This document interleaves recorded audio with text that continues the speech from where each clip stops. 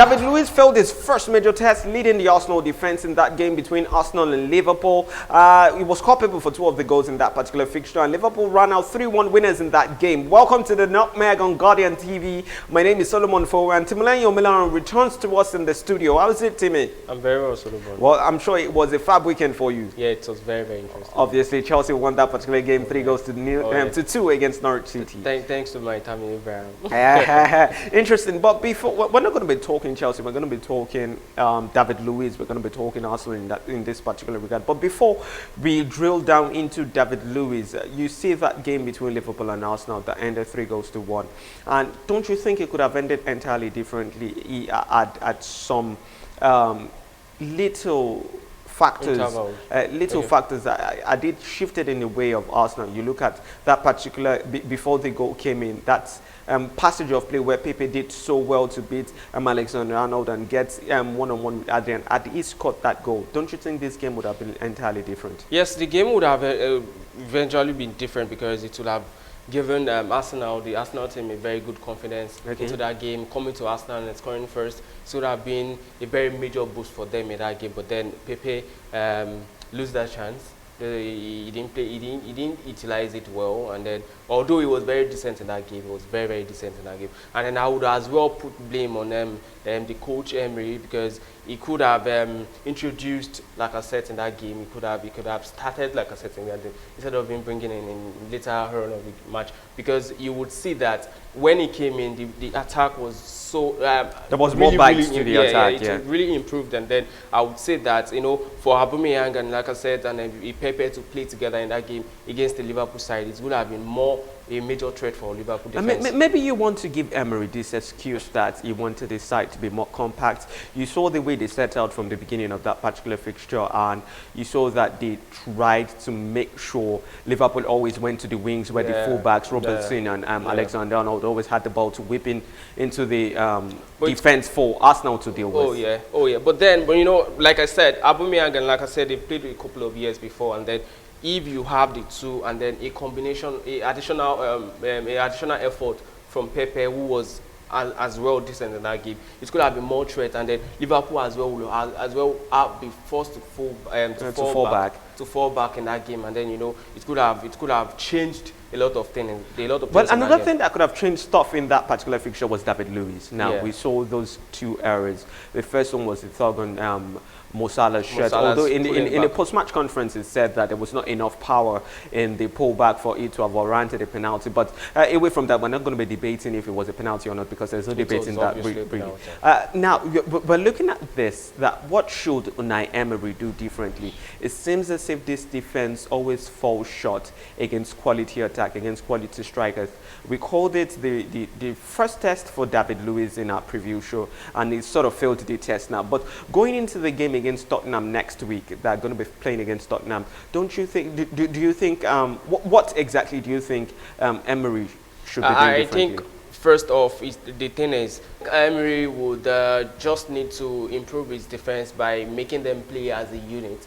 Those are his best 4 player midfield. Yeah, currently Bellerin is currently injured. You know, the 2 others are injured, and then I think the only thing they need to improve on is just to play compact, play together as a unit, and then they can face any much attack inside, like much more in a better way. Okay, interesting. Now it was a day of milestones for Manchester City. We're moving to this other game, and we saw City run out winners 3 goals to 1 again against Bournemouth, and it was the 50th assist for De Bruyne, the 400th game for David Silva, the 400th career goal too for Sergio Kun Aguero. Don't you think a team that has such stellar talents, such stellar players, don't you think it's just phenomenal for them to be together in the same squad? Solomon, you've used the right word. The team is just phenomenal. Last week we were talking about when they played against a Liverpool side, where, like, okay, Pep Guardiola's coming from in a post-match conference saying that was the best game you would ever see a side play. But then you would see that, like I said last week as well, that he is a coach that always wants the best for his team, always want them to improve, and then you see that in the game against Bournemouth just yesterday. They were so decent. The attack was compact, the midfield was hooky, and then I just think they are very good side. They are very, very good side. Yeah, they're a phenomenal side. But one person I think has not gotten enough credit for how well he's been doing. He had 2 assists in that game. That's David Silva. Oh, wow. And it was his 400th game. Now, we're seeing possibly the best player that the Premier League has seen this decade. Because when he came to Manchester City, he has always been an absolute joy to behold. Yeah. What he does on the field, what he does off the field, what he does with the ball. And we see that maybe we've not given him enough appreciation, you know, saying that his time at Manchester City is winding down. Yes, David Silva, he has been an exceptional player for Man City side for over almost a decade now. Even right from what he was at Valencia before. Yeah, he has been an exceptional player, and then it's so worrisome that he has never won even the PFA Player of the Year in the past. Incredibly. Yeah, you know, you would say that he's really, really underrated. Yeah. Well, let's just move on to Manchester United and their current conundrum, which is the penalty-taking situation. Oh, yeah. And we saw in that first game against Chelsea, Rashford dispatched his penalty with so much alacrity. Confidence. And the second one, that was where the problem started, where Pogba lost the penalty against Wolves. And also the third game against Crystal Palace just over the weekend, it was Rashford losing that penalty against Crystal Palace that could have seen them do a whole lot better and get that loss against Crystal Palace. Now, bringing it down to the major problem that's before Ole Gunnar Solskjaer, although he says it's no problem to him, don't you think he has to settle in on a preferred penalty taker? He has to decide between who is going to be taking it between Pogba and Rashford, because he insists he trusts both of them to sort it out, or he should just go the left field and pick David De Gea to become the penalty goalkeeper. Well, I understand I understand where he's coming from, rather, and then I feel what he's trying to say is that, okay, if in a match Pogba has been playing so well, he would have the confidence to go to the spot kick and then have a good and score from there. And then also for Rashford, if he's having a good game, he will be in front of the box and then have a nice penalty. But then for a team like Manchester United, they have 3 consecutive games. They've had a chance to score from penalties. And 1 out of 3? Yeah, they scored just once out of the 3, and then you would start questioning that, okay, what is wrong with such team like that? So I think Solskjaer should do more, and then let them do more of training about penalty kick, and then let them maybe perhaps choose, and then let one of them have so much confidence that, okay, if this situation comes by, I'll be the one to face it. You're looking at a situation where it puts the decision in the hands of both of the players between Rashford and Pogba, and you think, wouldn't it bring about tension at some point? Why don't you just choose one person and you know you're going down with this particular exactly what player, I'm saying. and exactly what I'm say saying. the second person becomes the secondary penalty taker, and if the first person is not confident enough to pick it up, he knows that it falls directly to the second person. So there has to be some form of hierarchy, right?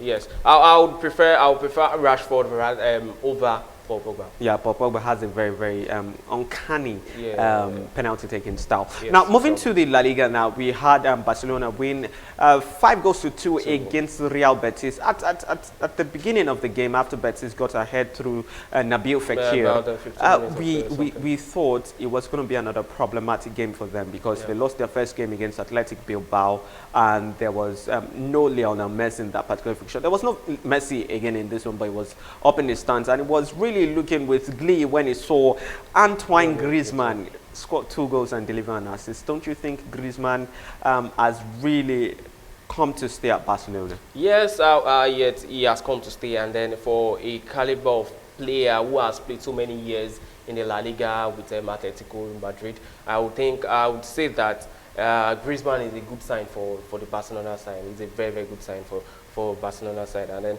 you see in the first game it was well, maybe the tension, maybe so much expectation, he wasn't able to deliver, but then the second game he's stepping into the shoes, and then you see him score 2 goals in that. So that was very, very good of him. That was very, very exceptional.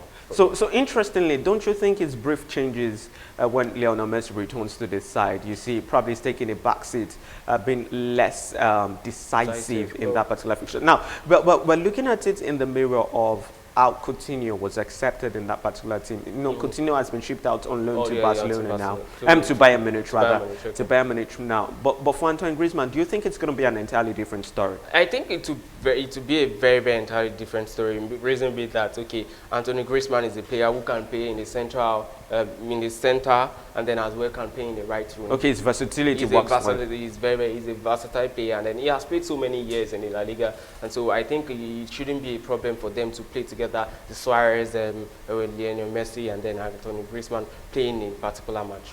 So thank you so much for coming to the show, Timmy. Thank you so much, Solomon, for having me. Absolute pleasure. That's our package for you today on The Nutmeg on Guardian TV. If you're not subscribed to this YouTube channel, you should subscribe already because there's fantastic content across board from The Guardian. My name is Solomon Fowe, and thank you so much for watching. This is The Nutmeg.